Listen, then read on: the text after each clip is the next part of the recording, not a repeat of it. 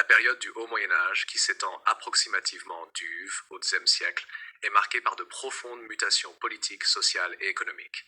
La chute de l'Empire romain d'Occident, les invasions barbares, la montée des royaumes germaniques et l'essor progressif de la féodalité façonnent un monde où la majorité de la population vit de la terre. Les paysans, qui représentent environ 90% de la société, constituent l'épine dorsale de l'économie et assurent la subsistance des élites comme des communautés religieuses. Comprendre leur quotidien permet d'appréhender la réalité d'une Europe largement rurale, loin des fastes des cours royales ou des monastères érudits. 1. La structure sociale du monde paysan. La société paysanne n'était pas homogène. On distinguait plusieurs catégories, allant des hommes libres aux serfs, en passant par les colons ou tenanciers. Les hommes libres, héritiers d'une tradition germanique ou romaine, certains paysans possédaient encore leurs terres et pouvaient décider de leur exploitation.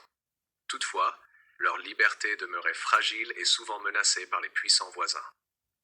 Les tenanciers.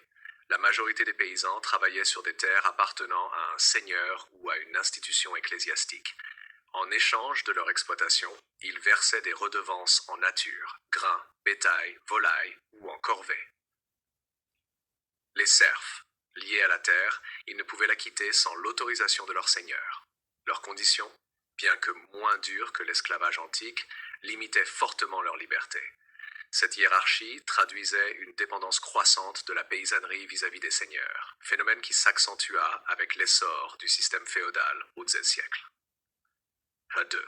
L'habitat paysan. Les paysans vivaient généralement dans des villages regroupés autour d'une église, d'un moulin ou d'une fortification rudimentaire. Le regroupement permettait une meilleure protection contre les raids vikings, hongrois ou sarrasins, fréquents aux Xe et Xe siècles. Les maisons, souvent construites en bois, torchis et chaume, se composaient d'une unique pièce servant à la fois de cuisine, de chambre et d'espace de travail. Le foyer central fournissait chaleur et lumière, mais la fumée s'accumulait faute de cheminée. Autour de la maison se trouvaient de petits jardins potagers, où l'on cultivait des légumes de base comme les fèves, les pois, les choux ou les navets. Les villages médiévaux reflétaient une organisation communautaire. La vie s'y déroulait au rythme du travail agricole, des fêtes religieuses et des obligations seigneuriales. Nage 3. Le travail de la terre. L'agriculture constituait la principale activité des paysans. Le système agraire reposait sur plusieurs techniques. L'arère, outil en bois, parfois renforcé de fer, un mât permettant de tracer des sillons peu profonds.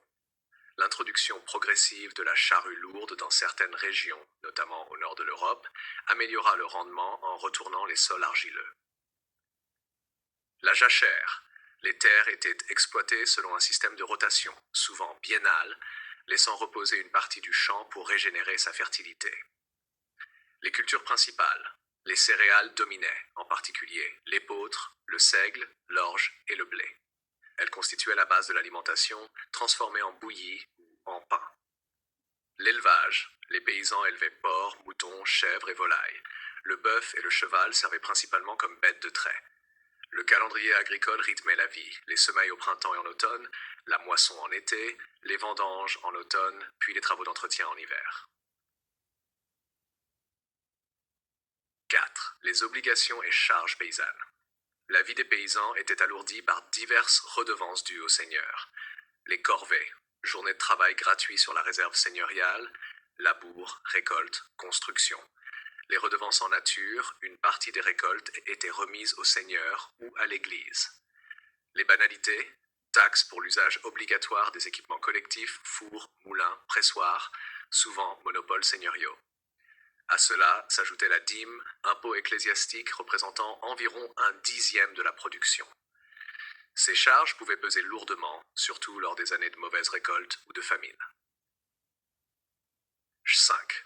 Alimentation et vie quotidienne. L'alimentation paysanne reposait sur des bases simples mais monotones.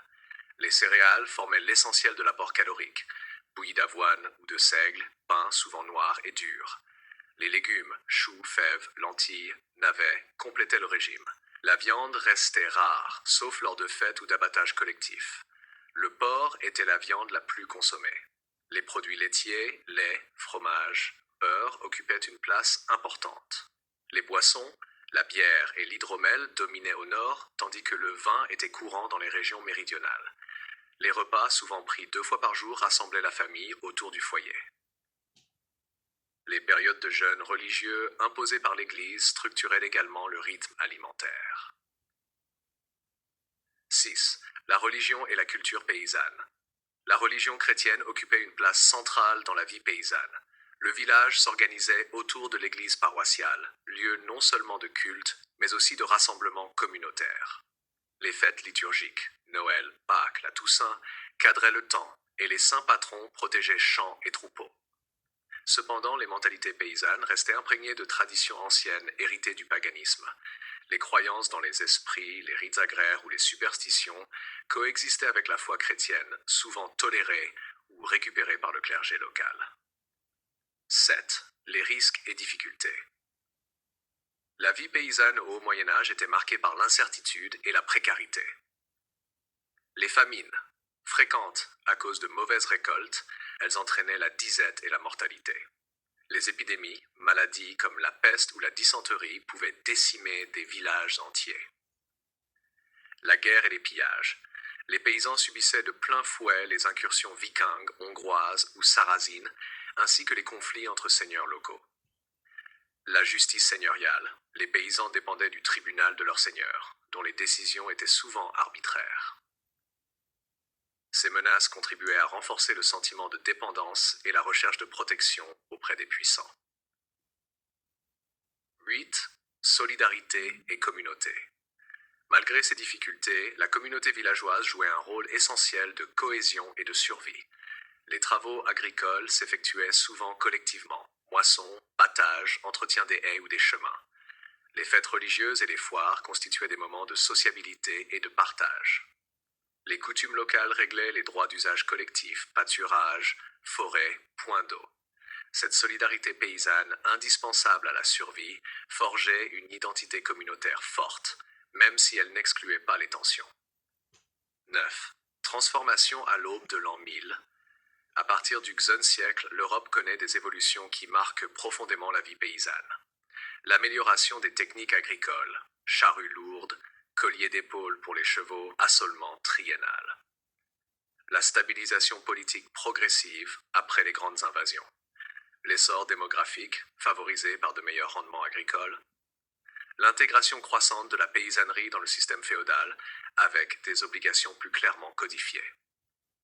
Ces changements ouvriront la voie à l'expansion agricole et au développement des villages médiévaux, caractéristiques du Moyen-Âge central. La vie des paysans dans l'Europe du Haut Moyen-Âge se caractérise par la dureté et la précarité, mais aussi par une étonnante capacité d'adaptation.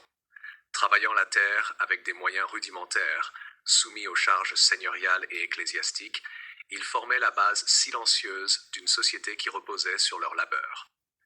Leurs villages constituaient de véritables microcosmes où se mêlaient croyances chrétiennes et traditions anciennes, solidarité et dépendance, fragilité et endurance. En dépit de leur effacement dans les sources écrites, centrées sur les rois, les clercs et les guerriers, les paysans du Haut Moyen-Âge ont façonné l'histoire de l'Europe par leur travail quotidien et leur rôle fondamental dans l'équilibre de la société médiévale.